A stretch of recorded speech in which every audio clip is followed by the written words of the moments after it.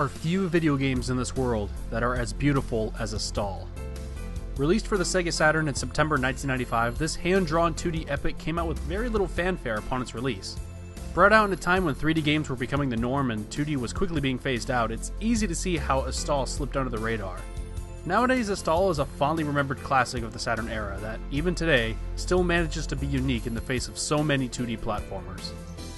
The game stars the titular Astal, a powerful warrior created from a red jewel with only one purpose: protect Lita. When Astal is wrongfully taken prisoner for trying to protect her from the evil Gerardo, his evil warrior sidekick Geis kidnaps Lita. It's now up to Astal to journey across the torn-up planet to find and rescue Lita. Along the way, you'll meet a friendly bird fellow that will join you on your journey. He's much more useful than meets the eye, but more on that later. Your quest for Lita will lead you through many fantastical locales, such as plains, caves, volcanoes, rivers, and so on. As you journey through these different worlds, you'll come to learn Astal's many unique design quirks. For one, he's certainly not the most agile platforming hero, but he certainly has a lot of power. Rather than speed and agility to take on his foes, Astal has a nice repertoire of powerful moves at his disposal. He can grab and throw enemies, do mid-air punches, lift heavy objects, perform ground pounds, and blow enemies away with a massive gust of air. It's nice that the game gives you plenty of options to mix up the combat, especially since it's fairly one note for the most part. Most if not all the enemies can be taken out in one hit, but each move has its place in different kinds of combat encounters, so you'd never feel underpowered or outmatched. The move that you'll be using the most though is your grab and throw move. I know I'm not the first to say that this default attack isn't very satisfying, but this default attack really isn't that satisfying. It's effective, sure, don't get me wrong, but it's definitely not as fun as his mid-air punch.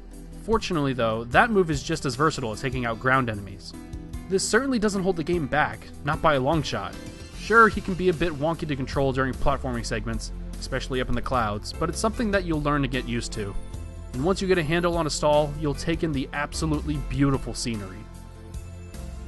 Remember that bird fellow I mentioned earlier? Well, he's quite the versatile little buddy. He can perform a screen-clearing dash attack as he bounces all around, and he can fetch healing items for you in a jiffy. Also, if you have a second controller lying around, you can have a friend directly control the bird and aid you in combat. It's a really neat hidden extra that really adds to the experience in its own unique way. All this extra help is going to be needed, because this game can get pretty tough in some spots. I mostly found myself dying during some platforming segments, especially up in those goddamn clouds. Some jumps can be difficult to judge thanks to Astal's speed and the size of the sprite. Fortunately, this isn't a huge problem. In fact, some of the platforming segments can be pretty fun, like bopping off the heads of multiple enemies to reach the next ledge. I should also note that you only get one continue throughout the entire game, so yeah, just a little heads up. Astal isn't a very long game. You can get through it in an afternoon with enough practice and memorization, but it's without a doubt one of the best platforming experiences on the system. I've had this game for several years now, and playing it for this review has given me a much larger appreciation for it. I mean, just look how gorgeous this game looks. Imagine if this got a full HD remake today, but knowing Sega, that will probably never happen. The game has become quite expensive now, for both Japanese and North American copies, so playing Astal isn't exactly the cheapest thing to do in the world. But for those who do take the plunge won't regret it. Astal may be gone, but I'll be damned if he's forgotten.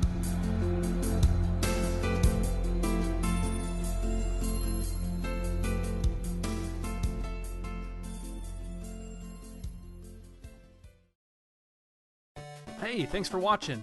If you like this kind of stuff, be sure to subscribe to Saturnology for more videos like these, and also check me out on Twitter, Facebook, and Patreon. Thanks.